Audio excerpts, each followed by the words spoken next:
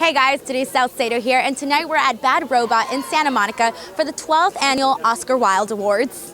Obviously, it captures that passion everybody has for Irish cinema and the growth we've had over the last few years in Irish cinema. So, do you see that? Do you see how obviously last year's Oscars was insane, this year again with Ruth? Well, I think that tonight honors this bond between the U.S. and Ireland. I think that obviously every year we see that there are these brilliant artists who are honored.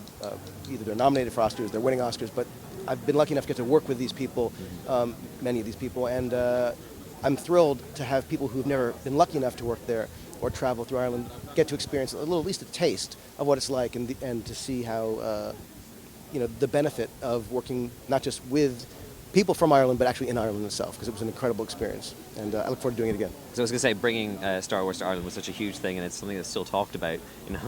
You hear it all the time. Oh, really? Totally. That's pretty funny. I've been wanting to get down to Skellig for the last so long. I've just been researching how you actually get onto it. I've been there, but you haven't been there. Exactly. What's that about? That's always the Irish case, though. We never get outside our own backyard. You really have to go. It's unbelievable. It's like €70 for the ferry, and then you have to get across. You have to pay someone. You have to go around in circles. It is worth it. It's worth it. The whole thing. I'm telling you.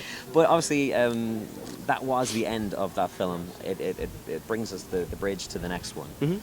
You're not part of it, obviously, directing, but do you still feel like, is there a little bit of missing out? Because obviously through the years we've spoken to you and you've been like, oh no, I had to move away. There's always going to be a bittersweet feeling, but I will tell you it is mostly sweet, partly because the cast is so wonderful. The director, Ryan Johnson, is doing the next one, is brilliant and did an extraordinary job.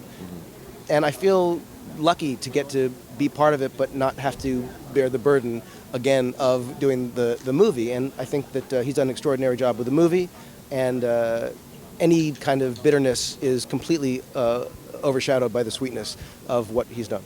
And very finally, obviously the loss of Carrie at the end of last year was a huge thing, not only just obviously for your family of Star Wars, but the entire cinema as a whole.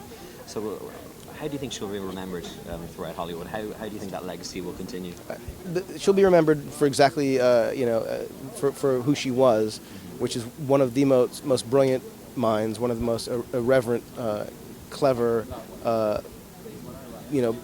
blindingly bright and funny spirits. And working with her, knowing her, I knew her for decades, and so to know her and finally get to actually work with her and especially as that character, it was a surreal and sort of beautiful thing, and her loss will be felt obviously by her family and friends, but her millions of fans, forever. And we were lucky to have her. Thank you very much. Thank you so much. What's happening? Oh, so sorry. So I'm an advocate for breast and ovarian cancer, and I know that you granted a wish of a dying fan, Daniel Fleetwood, who was dying of terminal illness, and by showing him the rough cut of Force Awakens. Please, can you share your experience about that?